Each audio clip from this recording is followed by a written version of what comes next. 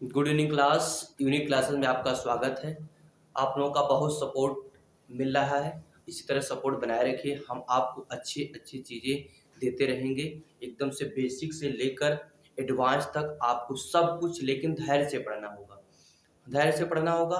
पहली बार है, इसलिए आपको पूरी तरह से अच्छी तरीके से कोशिश करेंगे, देंगे सभी चीज़ें। देखिए, हिंदी का हमने एक भाषा का पार्ट बनाया था। एक पार्ट बना था छोटा सा, दूसरा पार्ट भी उसका बनाए थे। उसी पार्ट के आगे तीसरा पार्ट हिंदी का ही, भाषा का ही। आगे चलते हैं। एक बार इस भाषा को पढ़ेंगे, एक बार पढ़ लेंगे तो किसी भी एग्जाम में आप भूलेंगे नहीं, किसी एग्जाम में कोई क्वेश्चन नहीं छूटेगा। इसलिए हमेशा ना पढ़ाकर एक ही बार कर देते हैं। ठीक है, देखिएगा, हिंदी का ही है। हम आगे बढ़ते हैं। आपको हिंदी बहुत अच्छी तरीके से आएगी, सीख लीजिए एक बार। अपनी मातृभाषा क्यों छोड़ेंगे, इस मातृभाषा को फिर से पढ़ के ही रहेंगे। आज हमने कसम खाई है कि आज से इसको पढ़ के ही रहेंगे। अब तक नहीं पढ़े तो आज से ही पढ़ना शुरू कर दीजिए और अच्छी तरीके से पढ़िएगा। देखिएगा, हमने पिछले दिन पढ़ाया था आपको कि भाषा क्या होती है, भाषा कितने रूप में होती है। 3 रूप होते थे उसके, बोली, परिनिष्ठित भाषा और मानक भाषा। हमने उसके बाद परिनिष्ठित भाषा, मानक भाषा और बोली को बता दिया था। उसके बाद बताया था कि विश्व में लगभग 3000 से ज़्यादा भाषाएं बोली जाती हैं। उनमें से भारोपीय भारोपीय परिवार की भी भाषाएं हैं, 13 हैं कुल मिलाकर।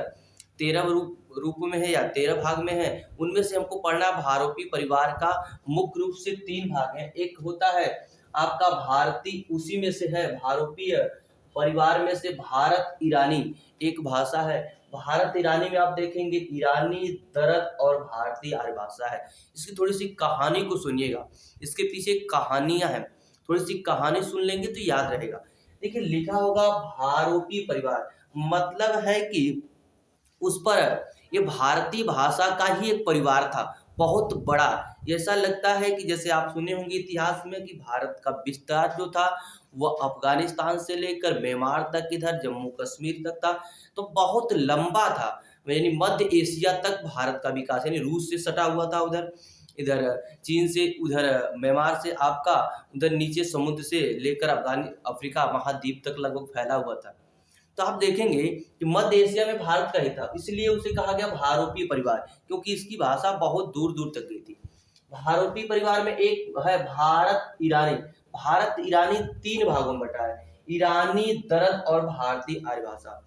जब मध्य एशिया की बात करेंगे तो उसमें ईरान के लोग रहते थे। ईरान है मध्य एशिया में, आप देखेंगे ईरान थे, उसी में दरद रहते थे। तो ये ईरानी और दरद अपनी भाषा बोलते थे ईरानी के रूप में और दरद के रूप में। लेकिन क्या हुआ, मध्य एशिया में से कुछ भारतीय लोग थे, यानी कुछ लोग ऐसे थे जो ईरानी और दरद से अलग होकर, ईरानी और दरद से अलग होकर जो वर्तमान में आज भारत दिख रहा है उसके पश्चिम और पश्चिमोत्तर, पश्चिम और पश्चिमोत्तर, पश्चिम और पश्चिमोत्तर का मतलब आप ध्यान रखेंगे, पश्चिम में जाएंगे तो पाकिस्तान और पश्चिमोत्तर देख रहे हैं, पश्चिम और उत्तर जम्मू कश्मीर और पाकिस्तान से, इधर जो इधर तो समुद्र है, उधर जम्मू कश्मीर पाकिस्तान से आने का ही रास्ता था अफगानिस्तान से आते हुए।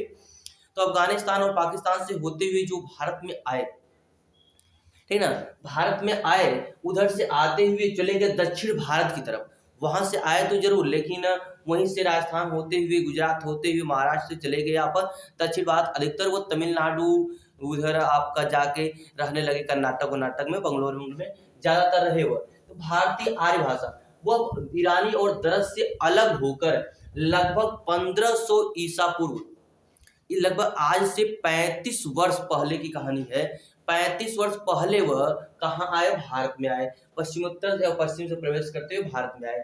अब भारत में आए तो भारतीय आर्य भाषा के नाम से जाने गए, क्योंकि आर्य क्या करते थे, संस्कृत जानते थे और वह अच्छी संस्कृत जानते थे। उनके संस्कृत वही जानते तो वही पढ़ते थे, उसके संस्कृत कोई समझ नहीं पाता था। इसलिए उन्हें कहा कि भारतीय आर्य भाषा, आर्य मतलब संस्कृत देवता होता है, ये देवता के समान थे, देवता जैसे संस्कृत, देवता ही बोले लिखे थे, वेदों में ही लिखते थे। तो भारतीय आर्य भाषा, अब भारतीय आर्य भाषा को भी 3 भागों में बांटा गया। इसके लगभग 3500 वर्ष पुरानी कहानी है, 3500 वर्ष पुरानी कहानी की बात है, 3500 वर्ष पहले की बात कर रहे हैं। तो 3500 वर्ष को ईसा मसीह की जन्म से पहले, ईसा बीसी यानी ईसा पूर्व कहा जाता है उसे। तो 1500 बीसी यानी 1500 ईसा पूर्व से 500 ईसा पूर्व तक प्राचीन भारतीय यानी भारतीय आर्य समाजों को पढ़ने के दृष्टि से, सीखने के दृष्टि से 3 वर्गों में बांटा गया। प्राचीन भारतीय आर्य भाषा जिसको 1500 लेकर 500 ईसा पूर्व तक, मध्यकालीन भारतीय आर्य भाषा जिसे 500 ईसा पूर्व से लेकर 1000 ईस्वी तक, ईसा पूर्व मत कहिएगा, ईस्वी तक जो चल रहा है 2000 चल रहा है ना 23 उसी ईस्वी तक। आधुनिक भारतीय आर्य भाषा 1000 ईस्वी से वर्तमान अर्थात 2023 जो भी चल रहा है ये आधुनिक भारतीय आर्य भाषा है। ये 3 वर्गों में बांटा गया। भारतीय आर्य भाषा को अध्ययन की दृष्टि से कितने वर्गों में बांटा गया? 3 वर्गों में अध्ययन करने के लिए, यह नहीं कि उसको और कुछ के लिए बांटा गया था, अध्ययन की दृष्टि से। तो प्राचीन भारतीय आर्य भाषा में जो आर्य बोलते वह लोग संस्कृत बोलते थे, संस्कृत पढ़ते थे, संस्कृत लिखते थे। तब उसे वो वेदों की यानी वेद देवताओं की कहा जाता था, उन्हें देवता माना जाता, उनको बहुत सम्मान दिया जाता था भारतीयों द्वारा कि ये पढ़ने जानते, इनकी बोली अच्छी है, इसलिए उनको देवता के रूप में जाना जाता था। इसलिए उसे वैदिक संस्कृत कहा गया। क्या कहा गया? वैदिक। यानी कुछ वर्षों तक इसे वैदिक संस्कृत, बाद में क्या हुआ? वैदिक संस्कृत जो वेदों की संस्कृत थी वह क्या हुआ, वहां से कुछ आर्य लोग भारत के मध्य में भी आना शुरू कर दिए। जैसे मध्य में आप देखेंगे तो आंध्र प्रदेश, मध्य प्रदेश है, आपके इधर भी आना शुरू कर दिए, वहां से उत्तर भारत की ओर भी बढ़ना शुरू किए। जब उधर गए तो यहाँ के कुछ लोकल लोग थे, स्थानीय लोग जो थे वो भी निवास करते थे, तो स्थानीय लोग भी उस भाषा को सीखने लगे और टूटी फूटी शब्दों में, यानी कुछ उनकी भाषा कुछ अपनी भाषा, टूटी फूटी शब्दों में वो क्या करने लगे? संस्कृत को बोलने लगे। अर्थात लौकिक मतलब लोगों द्वारा भी संस्कृत बोला जाने लगा। अर्थात जो आर्य लोग थे उनके द्वारा संस्कृत तो बोला ही जाता था, लेकिन जो भारतीय मूल के निवासी थे, जो पहले से निवासी थे, वह भी संस्कृत बोलना सीख गए। तो इसलिए वैदिक संस्कृत जो आर्य लोग केवल बोलते थे उसे वैदिक संस्कृत कहा गया, और जो भारतीय लोग भी मिलजुल कर उनकी भाषा भी उसमें मिल गई, दोनों मिलकर बोले जाने लगी, उसे कहा गया लौकिक संस्कृत। तो प्राचीन भारतीय आर्य भाषा 2 भागों में बढ़ गया, वैदिक संस्कृत और लौकिक संस्कृत। वैदिक संस्कृत और लौकिक, अभी इसके बारे में डिटेल से नीचे पढ़ेंगे, वैदिक संस्कृत और लौकिक संस्कृत है। ठीक है, चलिए वैदिक संस्कृत और क्या है? लौकिक संस्कृत नीचे पढ़ाए जाते हैं। प्राचीन भारतीय आर्य भाषा, वैदिक संस्कृत और लौकिक संस्कृत हो गया। तो वैदिक संस्कृत 1500 ईसा पूर्व से लेकर 800 ईसा पूर्व तक था। वैदिक संस्कृत 1500 ईसा पूर्व से लेकर 800 ईसा पूर्व तक था। सर इसमें क्या हुआ? वेदों की रचना होती थी, यानी वेद अधिकतर थे, देवताओं की ही अधिक बातें होती थी। तो उसमें देखिए वैदिक संहिताएं लिखी गई, ब्राह्मण ग्रंथ लिखे गए, आरण्यक मतलब जो जंगल में रचना की जाती थी, क्योंकि उसमें जंगल ज्यादा थे तो जंगल में रचना, तो आरण्यक किसमें लिखे गए? वैदिक संस्कृत में। प्राचीन उपनिषद जो हमारे पुराने उपनिषद जो हैं वह भी किसमें लिखे गए? वैदिक संस्कृत में इनकी रचनाएं की गई। यानी वैदिक संस्कृत में वैदिक संहिताएं जो थी, जो ब्राह्मण ग्रंथ थे, जो आरण्यक जो जंगल में लिखे जाने वाली रचनाएं थी, प्राचीन उपनिषद भी लिखे गए किसमें? वैदिक संस्कृत में लिखे गए। जबकि लौकिक, जब लोग भी संस्कृत बोलने लगे तो संस्कृत में एक पाणिनि, हमारे हिंदी के विद्वान थे पाणिनि साहब, पाणिनि ने क्या किया? एक अष्टाध्यायी नामक व्याकरण की रचना की। अष्टाध्यायी नामक व्याकरण क्या की रचना की? किसमें? लौकिक संस्कृत में। वो चाहते थे, पाणिनि का एक पीछे कहानी है, पाणिनि चाहते थे कि जो भारतीय मूल के लोग हैं वह भी इस भाषा को एक अस्थायी रूप में भाषा मान ले, क्योंकि जो संस्कृत थी उसे क्या चाहते थे कि जो संस्कृत टूटे फूटे शब्दों में या अपने भाषा में उसको कन्वर्ट कर देते, बदल दिए थे, उसे चाहते कि इसके अस्थायित्व मिल जाए, इसको भी एक भाषा के रूप में अस्थायित्व मिल जाए। तो उन्होंने क्या किया? उसी भाषा में अष्टाध्यायी की रचना कर डाली, व्याकरण में अष्टाध्यायी की रचना कर डाली, और कुछ वर्षों तक यह अस्थायी बना भी रहा, कुछ वर्षों तक यह स्थायी बना भी रहा था। तो 1000 ईस्वी तक लगभग ये आते 1 ईस्वी तक आते आते बना भी रहा। लगभग देखिए 800 बीसी से लेकर 500 बीसी तक लगभग बना भी रहा, 300-400 वर्षों तक, 500 वर्षों तक ये बना भी रहा। लगभग अगले 1000 वर्षों तक भी चला कुछ भाषा में, लेकिन बाद में क्योंकि भाषा क्या है? बहता नीर है, बहता नहीं है। जैसे पानी बहता रहता है और अपना एक स्थान दूसरे स्थान चला जाता है, वैसे भाषा भी है, वह भी बहता नीर है। इस बहते नीर के कारण भी अब कुछ पीढ़ियां दर पीढ़ी दर आते एक स्थान से दूसरे स्थान जाने पर वो बदलने का रूप बदलता ही जाता है। दूसरा दिख रहा है मध्यकालीन भारतीय आर्य भाषा। मध्यकालीन भारतीय आर्य भाषा को 500 BC से लेकर 1000 ईस्वी तक माना जाता है। इसमें क्या हुआ, इसमें मिलेंगे आपको पाली, प्राकृतिक, अपभ्रंश। पाली, प्राकृतिक, अपभ्रंश, यानी अभी पढ़ेंगे इसके आगे। मध्यकालीन भारतीय आर्य भाषा को 3 भागों में बांटा गया पढ़ने की दृष्टि से। तो पहला मिलेगा आपको प्राचीन मध्यकालीन भारतीय आर्य भाषा, दूसरा मिलेगा मध्यकालीन प्राचीन भारतीय भाषा, तीसरा मिलेगा आपको यदि प्राकृतिक की दृष्टि से, ठीक ना, तो तीसरा मिलेगा इसको प्राकृतिक भाषा भी कहते हैं। अभी आगे इसको डिटेल से पढ़ेंगे, पहले इसको जान लेते हैं। इसमें 3 भाग है, पाली, प्राकृतिक और अपभ्रंश। पाली, प्राकृतिक और अपभ्रंश में बांटा गया। समझ में आ रहा होगा, उम्मीद करते हैं समझ में आ रहा है। तो आगे देखते हैं, देखिएगा आधुनिक भारतीय आर्य भाषा 1000 ईस्वी से वर्तमान तक यानी आज तक चल रहा है। इसमें हिंदी है और हिंदी तर। हिंदी तर का मतलब हिंदी के अतिरिक्त भी कुछ भाषाएं, हिंदी के अतिरिक्त भी कुछ भाषाएं हैं जिसे जाना जाता है। अब देखते हैं हिंदी के अतिरिक्त। अब देखिए आपको प्राचीन भारतीय आर्य भाषा मैंने बता दिया कि वैदिक संस्कृत, इसे 1500 BC से लेकर 800 BC तक। इसमें वैदिक संहिताएं, हमारे साथ पढ़िए, वैदिक संहिताएं, ब्राह्मण ग्रंथ, आर्य तथा प्राचीन उपनिषद की रचना की गई। किसमें? वैदिक संस्कृत में, यानी वेदों के द्वारा जो पढ़ी जाती थी, आर्यों के द्वारा पढ़ी जाती थी। वह जब लौकिक बदल गई तो लौकिक संस्कृत नाम चला गया, उसे भी प्राचीन भारतीय आर्य भाषा में है। तो लौकिक संस्कृत में एक पाणिनि जी थे, उन्होंने अष्टाध्यायी की रचना की थी। किसकी रचना की थी? अष्टाध्यायी की रचना की थी। चलिए अब आगे देखते हैं। इसका स्क्रीनशॉट लेना हो तो ले लीजिए, बढ़ जाते हैं। इसका स्क्रीनशॉट लेना हो तो ले लीजिएगा, ठीक है। चलिए हम देखते हैं आगे। मध्यकालीन भारतीय आर्य भाषा जो दूसरा था, यानी जो भारतीय आर्य भाषा हम पढ़ रहे थे उसमें पहले पढ़ा प्राचीन भारतीय आर्य भाषा में वैदिक संस्कृत तथा लौकिक संस्कृत। वैदिक संस्कृत में आपके वैदिक साहित्य, आरण्यक, ब्राह्मण ग्रंथ तथा प्राचीन उपनिषद थे, जबकि लौकिक संस्कृत में आपके पाणिनि द्वारा लिखित अष्टाध्यायी थे।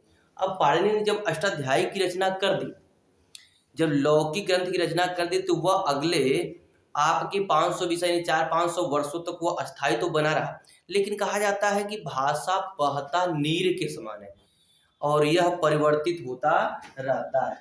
भाषा बहता नीर के समान है और यह परिवर्तित होता रहता है। इसी बात को से ध्यान में रखकर या इसी तरह बहता नीर है, तो आगे जनमानस यानी लोगों ने क्या किया कि उसका प्रयोग, हिंदी का प्रयोग दूसरे भाषाओं में या अब एक अलग भाषा के रूप में करना शुरू कर दिया। उस भाषा को अलग करना शुरू कर दिया, तो वह भी क्या था? भारतीय आर्य भाषा से जुड़ा था, पूरी तरह से बदला तो नहीं था, उसी से जुड़ा था। इस जुड़े होने के कारण उसका नाम पड़ा या पढ़ने के दृष्टि से बांटा गया, तो उसे कहा गया मध्यकालीन भारतीय आर्य भाषा। उस मध्यकालीन भारतीय आर्य भाषा को प्राकृतिक भाषा के नाम से भी जानते हैं, क्योंकि प्राकृतिक का मतलब ही होता है प्रकृति ने जो जन्म दिया हो।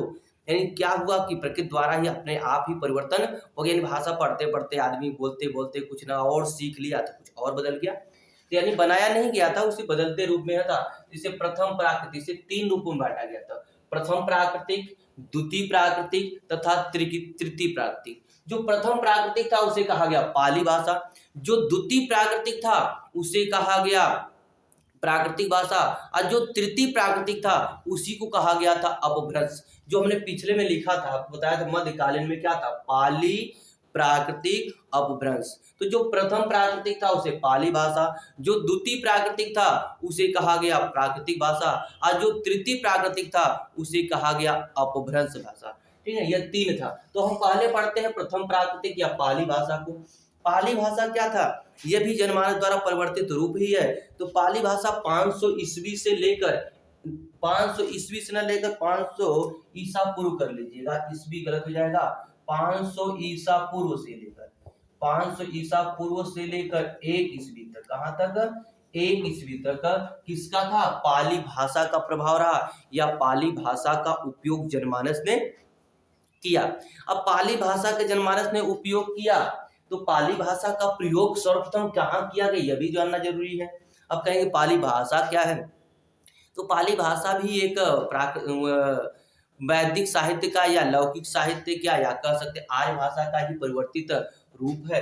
तो परिवर्तित रूप बनता रहा, तो क्या हुआ, पाली भाषा में इसका सर्वप्रथम प्रयोग जो मिलता है या लिखित जो दिखता है वो 4वीं सदी में मिला। कब मिला, 4वीं सदी में मिला। इसका सर्वप्रथम जो लिखित प्रयोग मिला या लिखित साक्ष्य जो मिला या लिखित जो प्रयोग किया गया वो 4वीं सदी में श्रीलंका में, 4वीं सदी में किया गया श्रीलंका में। 4वीं सदी में श्रीलंका में एक साक्ष्य लिखा गया था जिसका नाम है आपका दीपवंश। क्या है, दीपवंश। श्रीलंका में एक दीपवंश था, दीपवंश था, वहां पर इसका लिखित प्रमाण मिलता है, लिखित 4वीं सदी में श्रीलंका में दीपवंश में लिखित प्रमाण मिला या लिखित प्रयोग किया गया था। लिखित प्रयोग हुआ था किसका, प्रथम प्राकृतिक का अर्थात पाली भाषा का प्रयोग किया गया था। इसी प्रथम प्राकृतिक या पाली भाषा में बुद्ध जी का उपदेश सभी उपदेश है। किसका है, बुद्ध जी का सभी उपदेश इसी भाषा में मिलता है। यानी पाली भाषा में ही क्या होता है, पाली भाषा में ही बुद्ध, पाली भाषा में ही किसका है, बुद्ध के सभी उपदेश, बुद्ध के सभी उपदेश, पाली भाषा में ही बुद्ध के सभी उपदेश हैं। जब उपदेश दिए पाली भाषा में ही बुद्ध ने सभी उपदेश दिए, बुद्ध ने सभी, लिख दीजिएगा, बुद्ध ने सभी उपदेश दिए, पाली भाषा में बुद्ध ने सभी उपदेश दिए। इसलिए इस पाली भाषा को बौद्ध प्राकृतिक भी कहा जाता है। क्या कहते हैं, इसलिए इस पाली भाषा को बौद्ध प्राकृतिक भी कहा जाता है। इसलिए इसे क्या कहते हैं, उपदेश दिए, इसलिए इसे बौद्ध प्राकृतिक भी कहा जाता है। इसे क्या कहते हैं, बौद्ध प्राकृतिक भी कहा जाता है, बौद्ध प्राकृतिक भी कहा जाता है। क्या कहा जाता है, बौद्ध प्राकृतिक। क्यों बौद्ध प्राकृतिक कहा जाता है, क्योंकि बौद्ध जी ने अपने सभी के सभी उपदेश किसमें दिए थे, पाली भाषा में। किसमें दिए थे, पाली भाषा में। जब बुद्ध जी ने सभी उपदेश अपने पाली भाषा में दिए तो बुद्ध जी का भी तो नाम आना चाहिए। तो इसलिए इसे कहा गया कि बुद्ध जी पूरे छाए हुए थे इस पाली भाषा में, इसलिए इसे कहा गया बौद्ध प्राकृतिक भाषा भी कहा गया। ये पाली भाषा बहुत कठिन थी, सोच समझना आसान नहीं था। तो पाली भाषा अब याद रखिएगा कि प्रथम पाली भाषा 500 ईसा पूर्व से लेकर 1 ईस्वी तक था। इसमें का सर्वप्रथम प्रयोग 4वीं सदी में श्रीलंका के दीपवंश में लिखित रूप में मिलता है या लिखित मिलता है। जबकि पाली भाषा में बुद्ध जी ने अपने सभी उपदेश दिए थे, इसलिए इसे कहा जाता है बौद्ध प्राकृतिक भी कहा जाता है। ठीक है, जरा सा आगे देखते हैं। बौद्ध आ गया, इसके बुद्ध जी ने इसमें क्या किया था, सभी उपदेश दिया, इसलिए इसे बौद्ध प्राकृतिक के नाम से भी जानते हैं। चलिए, बुद्ध जी ने कुछ रचना भी की थी, कुछ चीज भी लिखे थे। जैसे उन्होंने क्या लिखा था, साहित्य लिखा था, जातक लिखा था, त्रिपिटक लिखा था, मिलिंद पन्नो भी जो उसके उपदेश के ग्रंथ थे।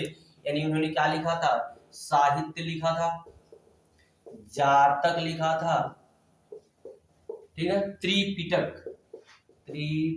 भी लिखा था उन्होंने, त्रिपिटक, ठीक है, त्रिपिटक तथा जो त्रिपिटक था बौद्ध के उपदेशों का संग्रह था, तथा मिलिंद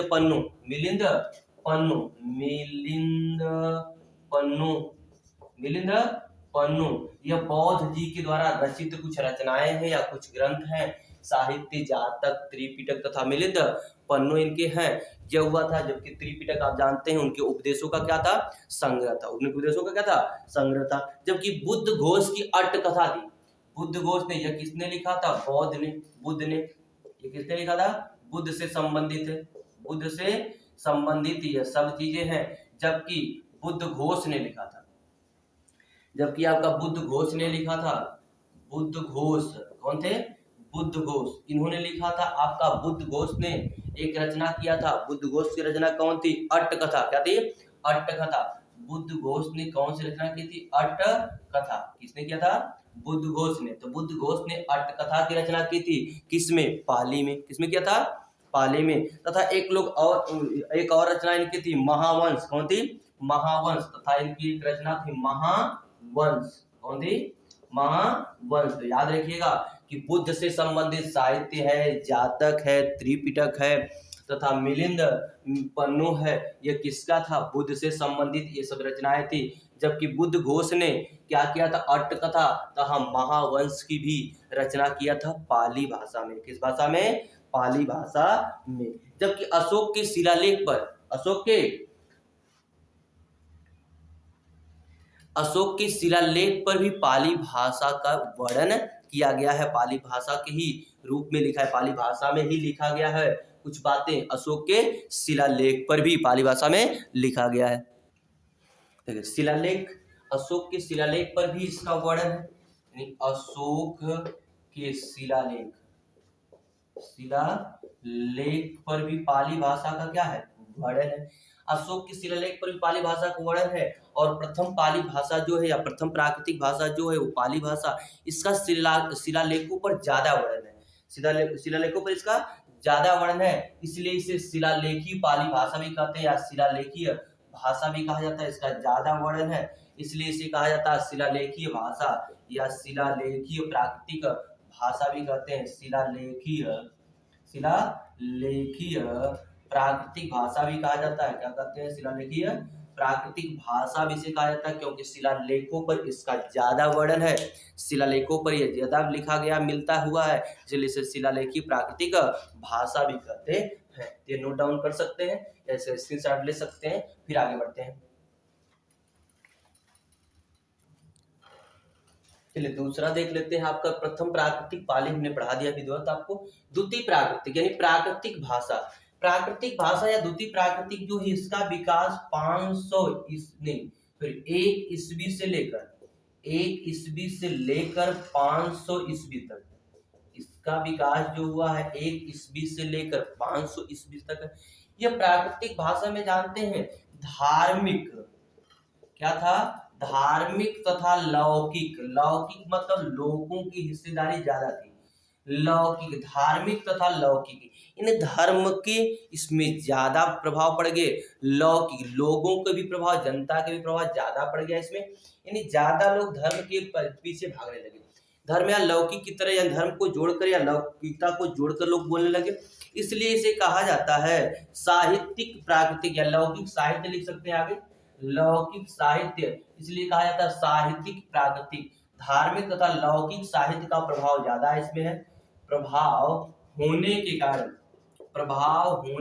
कारण इसे साहित्यिक प्राकृतिक भी कहा जाता है। इसे साहित्यिक प्राकृतिक भी कहा जाता है। क्या नाम से जाना जाता है? साहित्यिक प्राकृतिक भी कहा जाता है। क्या नाम से जाना जाता है? यानी प्राकृतिक भाषा को साहित्यिक प्राकृतिक के नाम से भी जाना जाता है, क्योंकि इसमें धार्मिक और क्या था? लौकिक साहित्य का प्रभाव ज्यादा था, इसलिए इसे कहा गया साहित्यिक प्राकृतिक के नाम से भी जाना जाता है। इसमें आप देखेंगे ये अधिकतर देखा गया था इसमें सौर सेनी। क्या था? सौर सेनी, जो आपका ये सौर सेनी भाषा जो आपकी बोलियां हैं या उपभाषाएं हैं, जो सौर सेनी है ये किससे निकली हुई है? तो प्राकृतिक भाषा से। किससे निकली है? प्राकृतिक से। पैसाची आपका है, तो पैसाची किससे है? प्राकृतिक भाषा से। मागधी आपका है, मागधी है तो किससे है? पैसाची से है। अर्धमागधी है आपका, अर्धमागधी है, अर्धमागधी किससे है? पैसाची से है। किससे है? पैसाची से है। आपका कैकय है, किसका है? कैकय। ये देखिए आपका एक चार ज्यादा पूछता है, कैकय बहुत कम पूछता है। तो कैकय है किससे? अर्धमागधी से। टक है, खस है, ब्रांचन है। टक है, कौन है? टक है, खस है, ब्रांचंड है, ब्रांचंड है। यह आपके कुछ ऐसी भाषाएं या उपभाषाएं, कहिएगा उपभाषाएं हैं जो प्राकृतिक भाषा से ही है निकली है। सौर सेनी है, पैसाची है, मागधी है, अर्धमागधी है, कैकय है, टक है, खस है, ब्रांचंड है। यह सब किससे है? आपका प्राकृतिक भाषा से ही संबंध रखती है। किससे संबंध रखती है? प्राकृतिक भाषा से याद रहेगा सौर, सेनी, पै, सा, ची, मगधी और का अर्धमगधी कैसे कहेंगे कि सौर सेनी ने क्या किया, पैसाच बुला लिया, पैसाच बुला लिया तो क्या हुआ, मगधी आ गए, मगधी आए तो उसका आधा कर दिए, आधा कर दिए तो कैकई आ गई, कैकई और उसको टक टक करके क्या किया, खस खस कर दिया, टक टक तोड़ तोड़ के खस खस कर लिया, खस खस करके क्या कर दिया, प्राणचंड कर दिया, ब्राचंड कर दिया।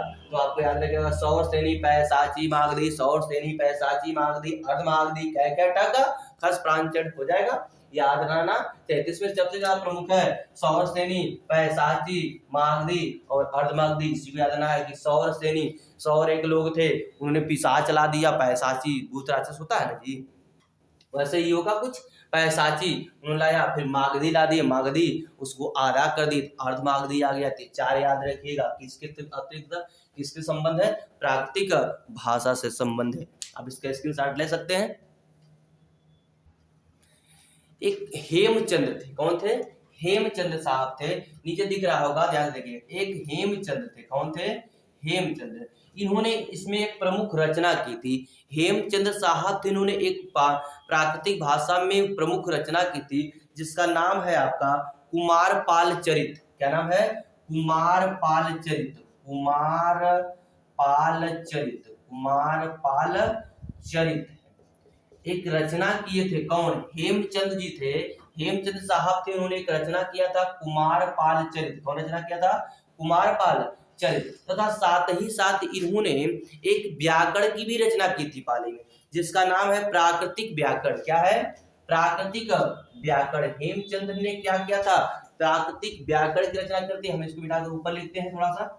हेमचंद्र ने क्या किया था, एक कुमारपाल चरित की रचना किया था। किसका, हेमचंद्र ने एक कुमारपाल चरित, कुमारपाल चरित तथा साथ ही साथ इन्होंने प्राकृतिक व्याकरण की रचना की। किसकी रचना की, प्राकृतिक व्याकरण भी लिखा था, किसमें, प्राकृतिक भाषा में। इसलिए हेमचंद को, किसको, हेमचंद्र को क्या कहा जाता है, प्राकृत का पाणिनि कहा जाता है। इसलिए हेम जो प्राकृतिक व्याकरण की रचना की, क्या की, प्राकृतिक व्याकरण की रचना किया था या लिखे थे, व्याकरण की रचना करने के कारण, प्राकृतिक व्याकरण की रचना करने के कारण हेमचंद को प्राकृतिक का पाणिनि, प्राकृतिक का पाणिनि कहा जाता है। क्या कहते हैं, प्राकृतिक का पाणिनि कहा जाता है। याद रहेगा कि आपको पता है कि पाली भाषा का या पाणिनि ने अष्टाध्यायी की रचना किया था, किसमें, लौकिक संस्कृत में, लौकिक संस्कृत को स्थिरता देने के लिए। जबकि हेमचंद्र ने प्राकृतिक भाषा को स्थिरता देने के लिए प्राकृतिक व्याकरण की रचना की थी। इसलिए हेमचंद्र को प्राकृतिक भाषा का पाणिनि कहा जाता है। याद रहेगा कि लौकिक संस्कृत को स्थिरता देने के लिए पाणिनि ने अष्टाध्यायी की रचना की, जबकि हेमचंद्र ने प्राकृतिक भाषा को स्थिरता देने के लिए क्या, प्राकृतिक व्याकरण की रचना की। इसलिए हेमचंद्र को प्राकृतिक का पाणिनि कहा जाता है। यह कहानी थी किसकी, द्वितीय प्राकृतिक अर्थात प्राकृतिक भाषा की। हमें उम्मीद है कि पूरा समझ में आ गया होगा, कोई दिक्कत नहीं होगी। देखते हैं, देखिएगा हमने 2 पढ़ लिया। पहला पढ़ा प्रथम प्राकृतिक, तो प्रथम प्राकृतिक में आपका था पाली। द्वितीय प्राकृतिक पढ़ा जिसमें प्राकृतिक भाषा था। तृतीय प्राकृतिक मध्यकालीन भारतीय आर्य का तृतीय प्राकृतिक पढ़ते हैं। इसमें अपभ्रंश है। अपभ्रंश क्या है, आर्य भाषा की बीच की कड़ी है। अपभ्रंश, अब तक तो आर्य भाषा का प्रभाव था, लेकिन अपभ्रंश आने के बाद लगभग क्या हो रहा है, अब आर्य भाषा और जो वर्तमान की हिंदी भाषा है, आर्य भाषा और जो वर्तमान की हिंदी भाषा, कहानी को सुनेंगे तो अच्छी तरीके से आएगा, ठीक ना। कहा जाता है कहानी बहुत सुनने में मजा आता है, माता पिता रात में खिस्सा और कहानी सुनाते तो याद हो जाता था ना, वैसे इस कहानी को सुनेंगे तो याद रहेगा। ये क्या है, जब आर्य भाषा, आर्य बोलते थे तो उसके लौकिक भाषा आई, फिर पाली भाषा आई, फिर प्राकृतिक आई, अर्थात उससे परिवर्तित होता गया। जब परिवर्तित होता गया तो क्या हुआ, एक अपभ्रंश आया। अपभ्रंश से क्या हुआ कि जो पहले की आर्य भाषा थी और जो आज की हिंदी भाषा, उसकी बीच की कड़ी, उसके बीच की, अर्थात दोनों को जोड़ने का कार्य करता है। दोनों क्या करता है? जोड़ने का कार्य करता है। जब दोनों को जोड़ने का कार्य करता है इसलिए उसे संधिकालीन भी कहा जाता है। संधिकालीन भाषा भी कहा जाता है। क्या कहते हैं? संधिकालीन भाषा, अर्थात एक ऐसा युग या ऐसी भाषा का समय कि जो आर्य भाषा और वर्तमान के हिंदी भाषा के बीच की कड़ी है, को जोड़ता है, उसे कहा जाता है संधिकालीन या अपभ्रंश। इसे कहा जाता है जो वर्तमान में आज हिंदी है वो निकली किससे? अपभ्रंश से। किससे निकली है? अपभ्रंश से। आपको बाद में एक क्रम मिल जाएगा। देखिए शुरुआत से क्या हुआ? संस्कृत आई। आर्य भाषा एक क्या थी? संस्कृत थी। संस्कृत से निकल कर क्या आया आपका? संस्कृत से आया पाली। पाली से क्या आ गया? प्राकृतिक। प्राकृतिक से क्या आ रहा है? अपभ्रंश। अब अपभ्रंश से क्या निकलेगा? हिंदी। अपभ्रंश थोड़ा सा परिवर्तित रूप और आवट आया था, लेकिन इससे डायरेक्ट आप कह सकते हैं अपभ्रंश से क्या आया था? हिंदी। अर्थात अपभ्रंश ही एक अंतिम कड़ी है जो आर्य भाषा और आपके वर्तमान हिंदी को जोड़ रहा है। तो अपभ्रंश क्या हुआ? अपभ्रंश एक संधि कालीन भाषा भी कहा जाता है। अपभ्रंश का सर्वप्रथम जो प्रमाणिक प्रयोग मिलता है, अपभ्रंश का जो सर्वप्रथम प्रमाणिक प्रयोग मिलता है वो पतंजलि के महाभाष्य में मिलता है। इसका सर्वप्रथम प्रामाणिक प्रयोग इसका सर्वप्रथम प्रामाणिक प्रयोग मिलता है जो पतंजलि के महाभाष्य में। प्रयोग पतंजलि के महाभाष्य में मिलता है। किसमें मिलता है? महाभाष्य में मिलता है। पतंजलि के महाभाष्य में अपभ्रंश का प्रमाणिक प्रयोग सर्वप्रथम मिलता है। तो पूछ देता है कि प्रमाणिक प्रयोग किसमें मिलता है? तो महाभाष्य में। किसके? पतंजलि के महाभाष्य में। इसके समय की बात करेंगे तो आपने पढ़ा है कि प्राकृतिक भाषा 500 ईस्वी तक या 500 ईस्वी से लेकर 1000 ईस्वी तक है। कहाँ तक है?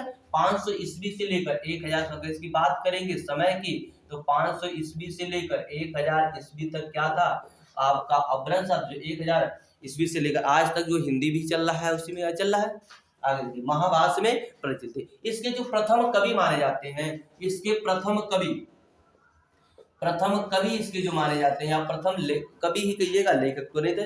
इसके प्रथम कवि या माने जाते हैं स्वयंभू। कौन माने जाते हैं? इसके प्रथम कवि थे स्वयंभू। इसके प्रथम कवि जो माने जाते हैं वो स्वयंभू। बहुत इंपॉर्टेंट क्वेश्चन है यह बात कि पूछता है कि अपभ्रंश का प्रमाणिक प्रयोग या सर्वप्रथम प्रयोग कब मिला? तो पतंजलि के महाभाष्य में। इसके प्रथम कवि कौन है? स्वयंभू। स्वयंभू की कई रचनाएं थी। स्वयंभू ने अनेक रचना किया था इस किसमें? अपभ्रंश में। जैसे उनकी रचना है, आप लिखेंगे तो चरियु। क्या है? चरियु या पयुम चरियु है, पूरा लिखिएगा। उनकी रचना है पउम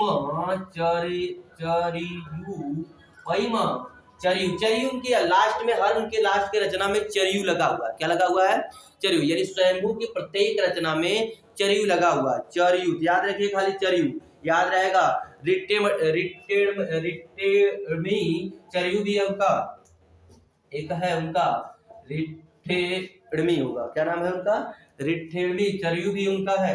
रिट्ठेडमी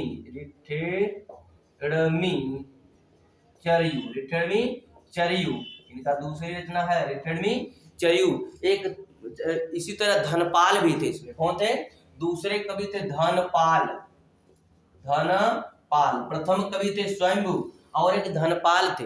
धनपाल जी ने भी रचना किया है। धनपाल की जैसे रचना की बात करेंगे तो भविष्यत कहा इनकी रचना थी। भविष्यत कहा इनकी रचना थी। कौन थी? भविष्यत कहा किसकी थी? धनपाल की। किसकी थी? धनपाल की भविष्यत कहा हो गई। जबकि पुष्पदंत की किसकी थी? पुष्पदंत की। तीसरे लोग थे पुष्पदंत, दिख रहा होगा उम्मीद करते हैं। पुष्पदंत एक लोग थे। पुष्पदंत की रचना इन्होंने भी अपभ्रंश में रचना की थी। तो अपभ्रंश में इनकी रचना थी महापुराण तथा जसहर। इनके महापुराण तथा जसहर इनकी रचना थी। धनपाल की थी भविष्यत कहा, जबकि आपका पुष्पदंत की थी महापुराण और जसहर। महापुराण क्या थी? जसहर थी। किसकी थी? इसके प्रथम कवि थे स्वयंभू। क्या थे? स्वयंभू। फिर एक बार तृतीय प्राकृतिक को अपभ्रंश कहा जाता है। अपभ्रंश क्या है?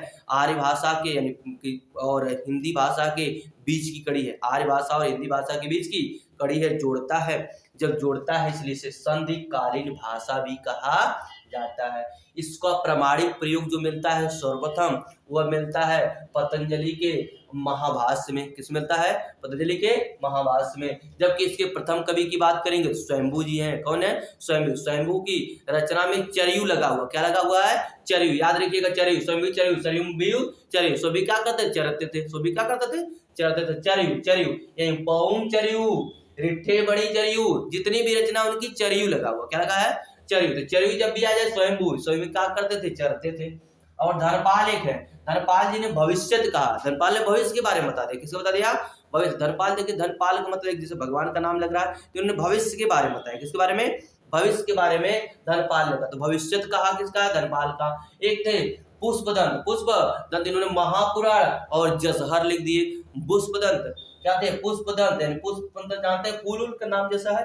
तो महापुराण और क्या लिखे? जसहर। जस को हरने वाले पुष्पदंत थे। महापुराण और जसहर लिखे कौन? ये कौन थे? पुष्पदंत थे। यह किसकी बात हो गई? अपभ्रंश की। थोड़ी सी बात इसमें और कर लेते हैं।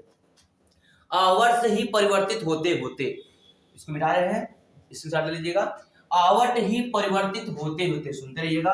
परिवर्तित होते होते, सूरी गलत हो गया। अपभ्रंश क्या था? अपभ्रंश ही परिवर्तित होते होते आहवट का रूप ले लिया। क्या लिया? आहवट का रूप ले लिया। जो अपभ्रंश था आपका, जो क्या था?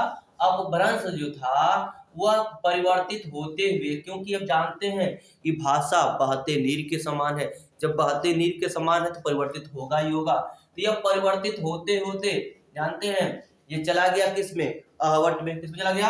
आहवट। आहवट में चला गया, सॉरी आहवट में चला गया। परिवर्तित होते होते किसमें चला गया? आहवट में। आहवट क्या? अंतिम कड़ी है, हिंदी भाषा की अंतिम कड़ी, अर्थात लगभग हिंदी के रूप में परिवर्तित होना शुरू हो गया था। कौन था? अपभ्रंश। इसलिए आपके कुछ वनडे एग्जाम में जो होता है, जैसे टेट हुआ, सुपर टेट हुआ, इन एग्जामों में क्या करता है? डायरेक्ट पूछता है हिंदी का विकास किससे हुआ है, तो डायरेक्ट देता है अपभ्रंश से। ठीक ना? और कहीं कहीं क्या करता है? अपभ्रंश न देकर क्या देगा? आवट। तो हिंदी का विकास किससे होगा? आवट से। ठीक है ना? ध्यान रखिएगा, अपभ्रंश का ही परिवर्तित रूप है आवट। इसके प्रमुख जो कवि थे या प्रमुख रचनाकार जो थे वह थे ज्योतिश्वर ठाकुर। इसके प्रमुख रचनाकार, जो आहवट के प्रमुख रचनाकार थे वो ज्योतिश्वर ठाकुर थे। ज्योतिश्वर ठाकुर थे। इसके प्रमुख रचनाकार जो थे वो ज्योतिश्वर ठाकुर थे। कौन थे? ज्योतिश्वर ठाकुर। केवल यही याद रखना है, आवट के प्रमुख रचनाकार जो थे वो ज्योतिश्वर ठाकुर थे। इनकी एक प्रमुख रचना है वर्ण रत्नाकर। इनकी जो प्रमुख रचना है वर्ण रत्नाकर, यानी आहवट के रूप में आपको केवल एक याद रखिएगा, ज्योतिश्वर ठाकुर थे। इनकी प्रमुख रचना है वर्ण रत्नाकर। एक और एक्स्ट्रा याद रखना चाहेंगे तो एक और एक्स्ट्रा याद रखिएगा, विद्यापति का कीर्तिलता। विद्यापति थे, इसमें विद्यापति थे। एक और याद रखना होगा तो विद्यापति जी थे। विद्यापति जी ने एक रचना किया था जिसका नाम है कीर्तिलता। क्या है? कीर्तिलता था। तो कीर्तिलता जी कौन थे? विद्यापति ने एक रचना किया था किसमें? आहवट में। आहवट में दो का याद रखिएगा, है तो बहुत लोग लेकिन इससे ज्यादा याद रखने का आवश्यकता नहीं है। दो के याद रखिएगा, एक आहवट में ज्योतिश्वर ठाकुर थे जिन्होंने वर्ण रत्नाकर की रचना की थी, एक विद्यापति थे जिन्होंने कीर्तिलता की रचना की थी। यह आहवट था। क्या था? आहवट। अब इसी में थोड़ा सा आपको ऐड कर देते हैं। अब देखिए, अब इसके बाद हिंदी के विकास का प्रारंभ हो गया था। इसके बाद आप चलेंगे हिंदी के विकास की ओर चलेंगे। हिंदी का विकास यहीं से शुरू हो गया था, जिसमें पढ़ेंगे आधुनिक भारतीय आर्य भाषा। आधुनिक भारतीय आर्य भाषा पढ़ेंगे। हिंदी का विकास यानी यहाँ से हिंदी का विकास हुआ था। तो ध्यान रखिएगा कि पहले आया था संस्कृत। क्या आया था? संस्कृत। बाद में संस्कृत के बाद आपने पढ़ा है पाली। क्या पढ़ा? पाली। अब परिवर्तित होते होते आ गया आपका क्या? प्राकृतिक। क्या गया? प्राकृतिक। प्राकृतिक से परिवर्तित होते होते क्या आ गया? अपभ्रंश। क्या गया? अपभ्रंश। अपभ्रंश जब परिवर्तित हुआ, तो आपका मिल गया आहवट। क्या मिल गया? आहवट मिल गया। अपभ्रंश से परिवर्तित होगा, आहवट मिल गया। आहवट से क्या निकला? फिर हिंदी निकला। क्या निकला? हिंदी निकला। तो वनडे एग्जाम में डायरेक्ट देता है अपभ्रंश से हिंदी, आहवट नहीं लिखता है। तो याद रखिए अगर अपभ्रंश हिंदी देगा तब भी सही है, आवर्त हिंदी देगा तब भी सही है। यहां तक उम्मीद करते हैं समझ में आ गया होगा। आगे देखते हैं, क्लास और लेते हैं। चलिए आज ही हम बात कर लेते हैं आधुनिक भारतीय आर्य भाषा की। क्या इसको थोड़ा सा छोड़ा जाए, थोड़ी सी पॉइंट है, ज्यादा देर नहीं लेंगे, थोड़ा सा ही भी बस समय लेंगे। आधुनिक भारतीय आर्य भाषा यह भी आवर्त से निकला हुआ, क्योंकि ये हिंदी में चलाया। किसमें चलाया? हिंदी में। हमने बता दिया कि हिंदी का विकास कब हुआ? पहले संस्कृत आया, संस्कृत के बाद पाली आया, पाली के बाद आपका प्राकृतिक आया, प्राकृतिक बाद अपभ्रंश आया, अपभ्रंश से बाद क्या आया? आवर्त आया। तो यह जो दिख रहा है आधुनिक भारतीय आर्य भाषा, इसे कह सकते हैं आवर्त से निकला हुआ या कह सकते हैं अपभ्रंश से। तो आधुनिक भारतीय आर्य भाषा अपभ्रंश से निकला हुआ है। किससे निकला है? अपभ्रंश से निकला हुआ है। 1000 ईस्वी से वर्तमान तक इसकी समय सीमा मानी जाती है। 1000 ईस्वी से वर्तमान तक जो चल रहा है यह अपभ्रंश से निकला है। जब अपभ्रंश 1000 ईस्वी में समाप्त हो रहा था, यानी अपभ्रंश अपने समाप्ति की ओर था, परिवर्तित हो रहा था आधुनिक के रूप में, तो लगभग 100 वर्ष लग गए। 1000 तक तो चला अपभ्रंश, लेकिन लगभग 100 वर्ष लग गए। कितने वर्ष? लगभग 100 वर्ष लग गए। यानी 100 वर्ष के बाद आएगा तो 1100 ईस्वी में। किसमें? 1100 ईस्वी तक आते। 100 वर्ष के बाद, कितने वर्ष के बाद? 100 वर्ष के बाद 1100 ईस्वी में आकर इसका प्रथम साक्ष्य या प्रथम इसका लिखित उपयोग किया गया। 100 वर्ष बाद, कितने वर्ष बाद? 100 वर्ष बाद 1100 ईस्वी में आकर इसका प्रथम, यानी 11वीं सदी में आकर इसका प्रथम लिखित साहित्य प्राप्त होता है या साक्ष्य प्राप्त होता। यानी लिखित साहित्य 1100 ईस्वी में जाकर मिला। इसको प्रथम वर्गीकरण की बात करेंगे। इसका प्रथम वर्गीकरण किसने किया था? वो 1880 में, 1880 ईस्वी में प्रथम वर्गीकरण करने वाले थे डॉक्टर A.M.R. हार्नेल थे। कौन थे? इसका प्रथम वर्गीकरण करने वाले 1880 ईस्वी में डॉक्टर A.M.R. हार्नेल ने सर्वप्रथम इसका वर्गीकरण किया था, बांटा था। तो बांटा था, वर्गीकरण के बांटा था। जब बांटा था वर्गीकरण करके, इसे 2 वर्गों में बांटा था। एक वर्ग था इसका हिंदी वर्ग, और दूसरा जो वर्ग इसका था वह हिंदीतर वर्ग था। दूसरा जो इसका वर्ग था वह हिंदीतर वर्ग था। हिंदीतर वर्ग को हम अहिंदी के नाम से भी जानते हैं, अहिंदी वर्ग के नाम से भी जानते हैं। इसका हिंदी वर्ग का मतलब जिसमें हिंदी भाषा था, और जिस हिंदी इतर वर्ग मतलब जिसमें हिंदी भाषा नहीं थी, लेकिन वह भी निकला था तो अपभ्रंश से ही निकला था। इसमें हिंदी भाषा नहीं थी लेकिन वह भी किससे निकला था? अपभ्रंश से निकला था। तो हिंदी वर्ग की बात करेंगे, हिंदी वर्ग की बात करेंगे तो इसमें पहाड़ी था। हिंदी वर्ग की बात करेंगे तो इसमें पहाड़ी है। पहाड़ी के बाद इसमें बात करेंगे तो पश्चिमी है, पश्चिमी हिंदी थी। पश्चिमी के बाद बात करेंगे तो पूर्वी है। पूर्वी के बाद बात करेंगे तो बिहारी है। कौन सा है? बिहारी है। बिहारी की बात करेंगे तो राजस्थानी है। कौन सा है? राजस्थानी है। यह आपके मिलेंगे कितने? 5, पहाड़ी, पश्चिमी, पूर्वी, बिहारी और राजस्थानी। ये 5 हिंदी वर्ग हैं। कितने हैं? 5 हिंदी वर्ग में पहाड़ी, बिहारी, पश्चिमी, राजस्थानी और पूर्वी, जिसे बाद में उपभाषा के भी नाम से जाना जाएगा। ये हिंदी वर्ग के क्या है? हिंदी वर्ग के हैं। पहाड़ी है, पश्चिमी है, पूर्वी है, बिहारी और राजस्थानी है। हिंदी तर वर्ग मतलब हिंदी के अतिरिक्त, हिंदी के अतिरिक्त कुछ भाषाएं थी जो अपभ्रंश से निकली थी। देखेंगे इसमें तो नेपाली है, सिंधी है, इस वाले में देते हैं। इसमें नेपाली है, सिंधी है, क्या है? नेपाली है, सिंधी है, पंजाबी है, लहदा है। पंजाबी मिल जाएगी आपको, लहदा मिल जाएगी आपको, क्या मिल जाएगी? लहदा मिल जाएगी। अनेक भाषा है इसमें, उड़िया है, बंगाली है, अवधी है, उड़िया है, बंगाली है या बंगला जिसे कहते हैं, ठीक ना, बंगला है, बंगाली कर लीजिए अगर लिखना हो तो, बंगाली है, अवधी है, अवधी है। अनेक आदि भाषा है किसमें? हिंदी तर वर्ग में। किसमें है? हिंदी तर वर्ग में। इसके 2 वर्गों में बांटा गया। आधुनिक भारतीय आर्य भाषाओं के कितने वर्गों में बांटा गया? 2 वर्ग में। बांटने वाले कौन थे? तो डॉक्टर A.F. हार्नेल थे, जिन्होंने 1880 में आधुनिक आर्य भाषा को 2 वर्गों में बांटा। एक हिंदी वर्ग था, दूसरा हिंदी के अतिरिक्त जो वर्ग बच रहे थे हिंदी तर, क्योंकि आप देखेंगे नेपाली हिंदी से नहीं है, सिंधी हिंदी में नहीं आती है, पंजाबी हिंदी में नहीं आती है, लहदा, उड़िया, बंगाली, अवधी, ये सब हिंदी में नहीं आते हैं। ये हिंदी की अतिरिक्त भाषा, क्यों भारत में अनेक भाषाएं बोली जाती हैं, इसलिए कहा जाता है ये सब हिंदी है, लेकिन ये हिंदी में नहीं है, ये हिंदी से नहीं निकली है, अर्थात इसमें हिंदी का कोई भाषा मिश्रण नहीं, इसलिए उसे हिंदीतर कर दिया गया। आज यहीं रोकते हैं क्लास को, और अच्छे से पूरी क्लास को देखिएगा, समझिएगा। हमें उम्मीद है, आशा है, पूरा विश्वास है कि ये क्लास पूरी तरह समझ में आया होगा और पहली बार भाषा आप इस तरह डिटेल से पढ़ रहे होंगे। अगर एक बार भाषा को पढ़ लिए, हमेशा हमेशा के लिए, हर एग्जाम के लिए भाषा से आने वाले 1 से 2 क्वेश्चन को आप छोड़ेंगे नहीं, कतई नहीं छोड़ेंगे, हमें उम्मीद है और विश्वास है। जय हिंद, जय भारत।